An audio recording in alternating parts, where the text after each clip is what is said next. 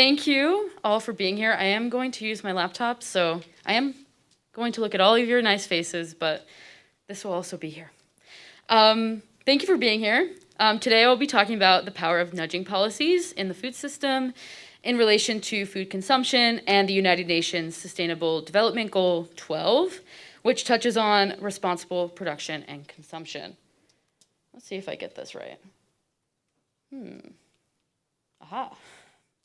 So before we get into the nudging aspect of this talk, I just wanted to cover some of the key aspects, which you'll see here, of Goal 12, and these ones that the food system really impacts. So as you can see, some of the targets within SDG Goal 12 include, but are not limited to, 12.2, which states that by 2030, achieve the sustainable management and efficient use of natural resources. 12.3, which states by 2030, have per capita global food waste and retail and consumer levels and reduce food losses along production and supply chains, including post-harvest losses. And similarly, 12.5, which claims that by 2030, sustainably reduce generation, especially with food waste, through prevention, reduction, recycling, and reuse. Also 12.6, which aims to encourage companies, especially large and transnational companies, to adopt sustainable practices and integrate sustainability information into the reporting cycle.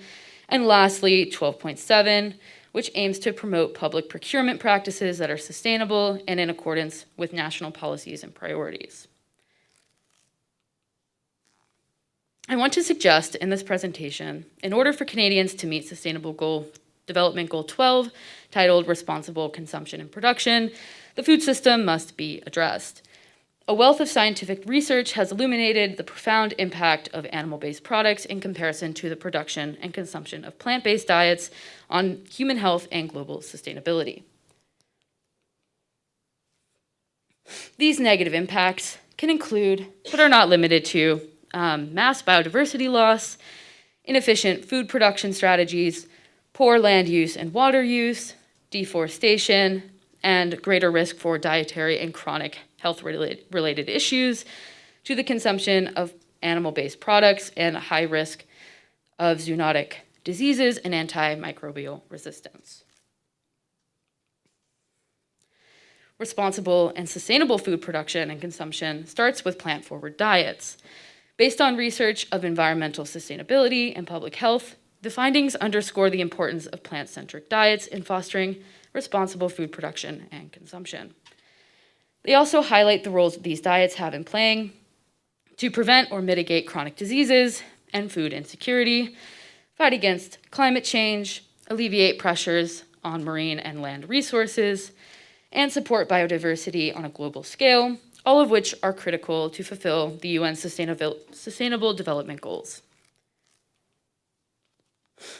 So, while Canadian policymakers recognize the need for a national shift towards more plant-based food consumption, as represented here in the 2019 Health Canada's Food Guide and Dietary Guidelines, they have not operationalized this food guide, and many Canadians remain resistant to its recommendations to reduce and replace meat and dairy with more plant-based options. These failures point to significant practical and ethical challenges that Canada must overcome to fulfill its commitments to Sustainable Development Goals. So, what can we do? One of the most effective ways of promoting consumers to choose sustainable plant-based meals is through what is called nudging policies. So, according to an article by Schmidt and Anglin called The Ethics of Nudging, an Overview, and it's based off of the book, which we just saw here, by Richard Thaler and Cass Sunstein.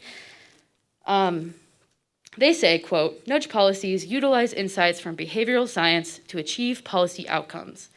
Nudge policies try to improve people's decisions by changing the ways options are presented to them, rather than changing the options themselves, or incentivizing or coercing people, which is not a good thing. Nudging policies, as they and the rest of the literature argue, are the best mode to provide consumers with better choices while still promoting their freedom of choice and personal autonomy to choose otherwise. They state, nudging holds a powerful promise. Rather than changing people's options or economic incentives, we can improve people's decisions by changing how options are presented to them. Examples of these policies can be seen within the structuring of a grocery store or restaurant menu, where plant-based foods are presented as the default or the easiest choice for someone to make. And this still leaves room for a consumer to opt for animal-based products upon request. So leaving that freedom of choice to choose otherwise is always important in these policies. So what are some of the arguments against nudging? So usually these arguments appeal to issues around paternalism and the concern that consumers would be forced into making decisions without any other or more preferable options.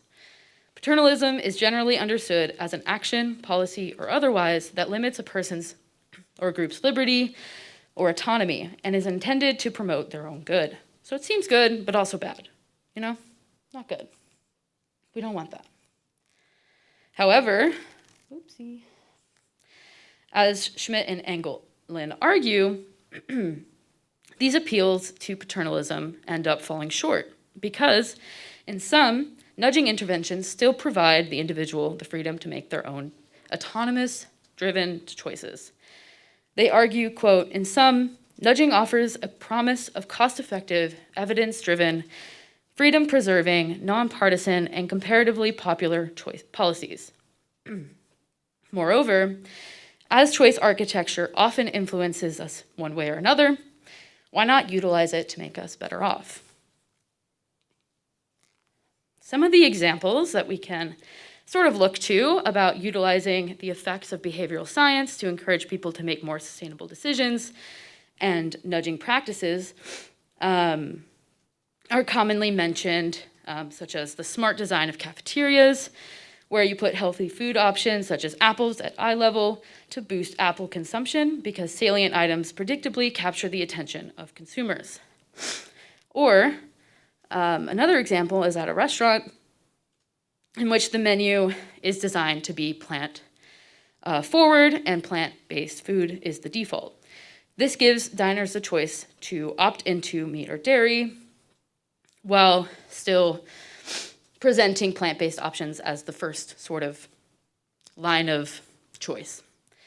So another example is food labeling.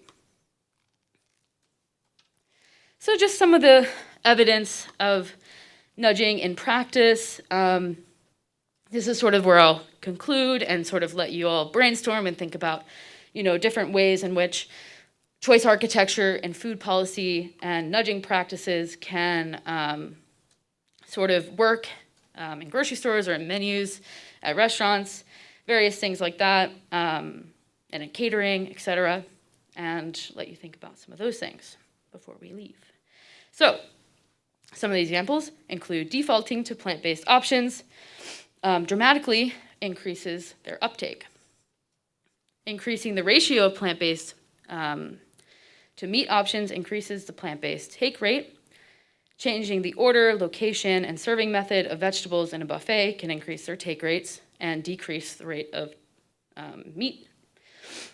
Items listed first or last on a menu are more likely to be ordered. Integrating vegetarian items into a menu increases their popularity. And if you do this sort of thing, you can also allow folks to opt into, say, any sort of meat or dairy that they would like to add onto those vegetarian options. Diners eat more vegetables when the dish emphasizes flavor rather than health. So sort of describing the type of food in form of how tasty it sounds is really, really effective. And sales of plant-based food items increase when they are not predominantly labeled vegetarian or vegan. That can be sort of a blocker to some. So just to conclude, I am a little bit aware that most of these examples I have mentioned are along the lines of consumption and not as much production. But there are some different challenges for the production side of things that I do not have the space to discuss today. And perhaps since production is so deeply intertwined with consumption patterns, we could see some changes in production purely based on the consumption demands, which might have have more power to change things happening in the meantime. So thank you so much for your time. I look forward to hearing any questions and also the discussion. Please feel free to contact me. That's my email. You can also talk to me. And yeah, thank you so much for listening.